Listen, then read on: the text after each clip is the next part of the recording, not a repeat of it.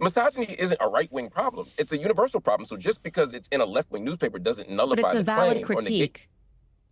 And But that I'm wasn't sorry the to cut critique you that. off. I don't like to cut No, no, you off, please. but I I want to just hear want to you. say, do you not think it's a valid critique if somebody is given a job, not because they're qualified, but quite literally because they are sleeping with someone who gave them the position, which, like I said, caused a firestorm at that time?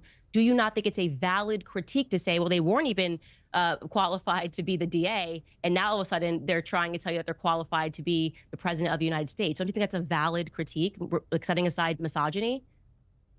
If that were the point I was making, I would agree with you. But that wasn't the point. That was an example you gave that wasn't responsive to the point I was making. I'm saying right now, as she's running for president, there are people saying she's unqualified for the office.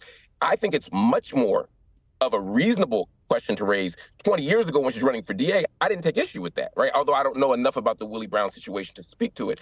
If what you're saying is true, then yeah, you should question that. But I'm saying right now in 2024, after serving as vice president, after serving in the U.S. Senate, after serving as a district attorney, after having all of these jobs, state attorney general, I don't think qualification is the right thing to raise. I think it's perfectly reasonable to say, I don't think she's good at this. I think it's perfectly reasonable to say she'd be bad at this. What about? Okay, but Mark, what about? Okay, but what about the I think it's a point? different issue. Let's move. Now to the trans point. To the trans point. Yes. I'm going to the trans point.